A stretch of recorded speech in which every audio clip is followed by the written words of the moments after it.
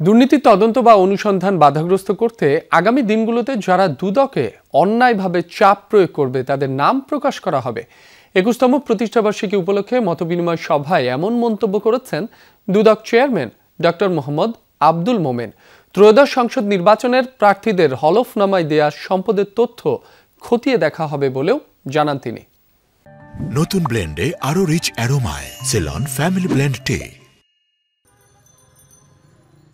দুর্নীতি দমন ব্যুরো থেকে ২০০৪ সালে পথ চলা শুরু করে স্বাধীন দুর্নীতি দমন কমিশন। পথ চলায় ২১ বছরে নানা ঘটনার সাক্ষী হয়েছে এই সংস্থা।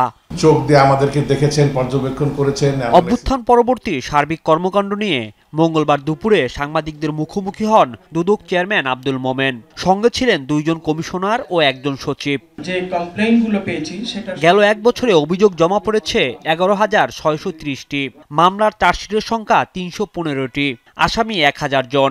দেশে সম্পদ ক্রোক করা হয়েছে ৩,০০০ কোটি টাকারও বেশি, আর বিদেশে ক্রোক হয় প্রায় ৯৭ কোটি টাকার সম্পদ। বিভিন্ন কারণে দেশে ব্যক্তি ও প্রতিষ্ঠানের অ্যাকাউন্ট ফ্রিজ করা হয়েছে ২২,২২৬ কোটি টাকা, আর বিদেশে অবরুদ্ধ করা হয় ৩২৮ কোটি টাকা। খুব দ্রুততার সাথে চার্জশিট দাখিল করা সম্ভব হয়েছে। দুদক চেয়ারম্যানের কাছে প্রশ্ন ছিল, নখদন্তহীন হিসেবে পরিচিত প্রতিষ্ঠান এখন কতটা শক্তিশালী? দুদকের দাঁতও যতটা শার্প হওয়া দরকার ছিল ততটা শার্প এখনো হয়নি, নখও পুরোপুরি গজায়নি, মাঝামাঝি একটা পর্যায়ে আছে।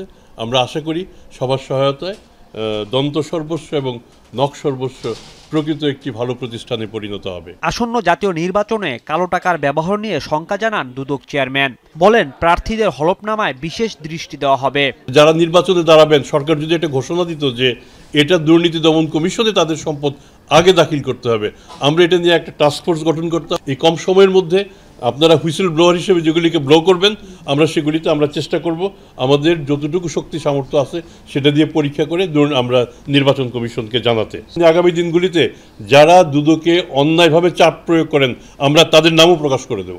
সাংবাদিকদের এক প্রশ্নের জবাবে বিভিন্ন মামলার ফাইল গায়েবের বিষয়ে ব্যাখ্যা দেন দুদক চেয়ারম্যান। কিছু ফাইল সত্যি কোনো ফাইল গায়েব হয়েছে আমাদের কাছ থেকে, কোনো ফাইল আদালত থেকে, এবং এই ফাইল গায়েবের সাথে যে যারা বেনিফিশিয়ারি তারা জড়িত, আমরা যদি বেনিফিশিয়ারি হয়ে থাকি আমরাও জড়িত।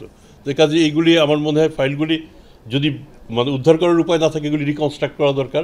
গত ১ বছরে দুর্নীতির ধরনে পরিবর্তন এসেছে বলেও মন্তব্য করেছেন আব্দুল মোমেন। ১০ কোটি টাকার আত্মসাৎ করার জন্য যদি আপনার ১০০ কোটি টাকার আপনাকে দণ্ড দিতে হয় তাহলে সেক্ষেত্রে আপনি এটা করবেন না।